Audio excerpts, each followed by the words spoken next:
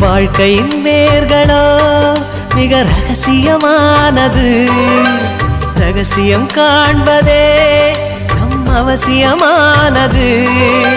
தேடல் உள்ள உயிர்களுக்கே தினமும் பசி இருக்கும். தேடல் என்பது உள்ளவரை வாழ்வில் ருசி இருக்கும். பாடல் போல தேடல் கூட ஒரு சுகமே. இசை பாடி வரும் இளம் காற்றுக்கு உருவமில்லை. காற்றலை இல்லை என்றால் ஒரு பாட்டொலி கேட்பதில்லை. ஒரு காலம் வருகையில் உள்ளம் கொள்ளை போகுதே.